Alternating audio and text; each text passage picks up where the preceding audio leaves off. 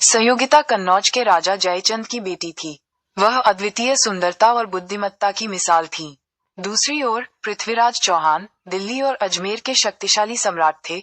उनकी वीरता और सुंदरता की कहानियां दूर दूर तक फैली हुई थीं। इन दोनों की प्रेम कहानी सदियों से कवियों और लेखकों के लिए प्रेरणा रही है। संयोगिता ने बचपन में पृथ्वीराज की बहादुरी की कहानियां सुनी थीं और उनकी एक तस्वीर देखकर ही उन्हें उनसे प्यार हो गया था। दूसरी ओर पृथ्वीराज भी संयोगिता की सुंदरता की प्रसिद्धि सुन चुके थे और उन्हें मन ही मन चाहने लगे थे। जब जयचंद को इस प्रेम की भनक लगी तो वह बहुत क्रोधित हुआ। वह पृथ्वीराज को अपना शत्रु मानता था और वह चाहता था कि उसकी पुत्री का विवाह किसी अन्य राजकुमार से हो।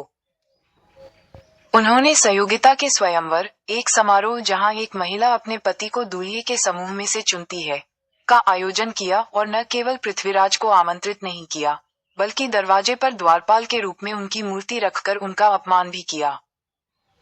स्वयंवर के दिन संयोगिता ने सभी राजाओं को अस्वीकार कर दिया और अंततः सबकी आंखों के सामने उस मूर्ति, पृथ्वीराज की, के गले में माला डाल दी। उसी क्षण पृथ्वीराज, जो छद्मवेश में स्वयंवर स्थल के पास छिपे हुए थे, संयोगिता के साथ घोड़े पर सवार होकर कन्नौज के लिए रवाना हो गए। जयचंद का अपमान और बदले की आग। इस अपमान से जयचंद क्रोधित हो गया और यही घटना उसके और पृथ्वीराज के बीच शत्रुता का मुख्य कारण बन गई।